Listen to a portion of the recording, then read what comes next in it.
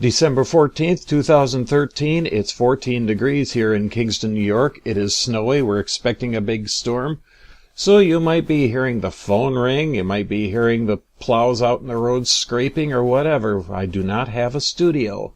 Welcome to the Piltdown Superman podcast.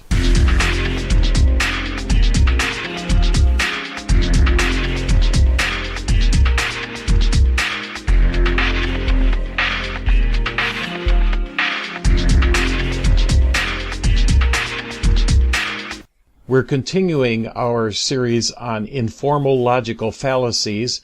I wanted to elaborate on a couple of things that were brought up on Real Science Radio when I was interviewed with Bob Enyart. Today's is a bit of a twofer. There's no need to be intimidated by the names of these things. And in this case, we have the fallacy of assertion, which is often the fallacy of repeated assertion, and prejudicial conjecture. One's more loaded than the other. But sometimes people will use assertion and just say something, whether they know it's true or not, and repeating it gives it emphasis, but just simply asserting something to be true, or saying, no, what you are saying is not true, does not establish an actual fact. See, it's actually quite simple. Now, prejudicial conjecture is a bit more interesting because they try to stack the deck and load it against you.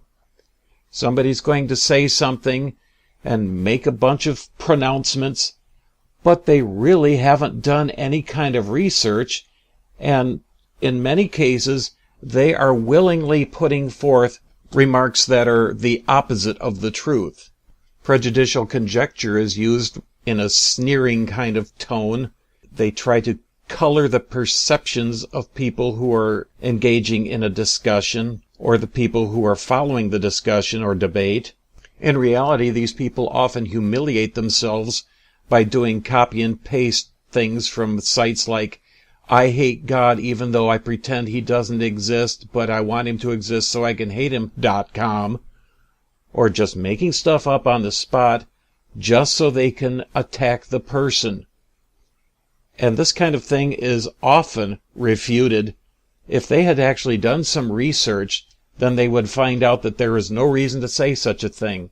At the Question Evolution Project page on Facebook, we have people come along and just make some silly remark about a post, and it's unfortunate for them because they humiliate themselves.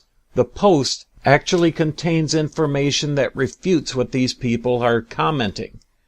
They're embarrassing themselves, and they're making atheism look bad, which is not difficult to do. After all, don't 90% of the atheists make the other 10% look bad? Yes, I know I repurposed an old lawyer joke. And now, Atheopath Follies.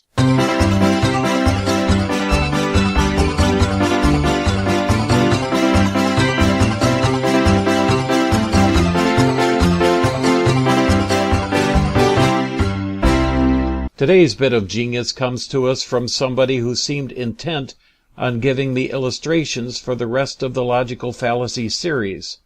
When I would deal with one, he'd come after another and another. Now, this is typical of atheopaths. They do not want to have a logical discussion. They will simply change the subject and attack the person. But in this case, his prejudicial conjecture is the feature. I think I'm going to use him again next week, too. But he said, nonsense.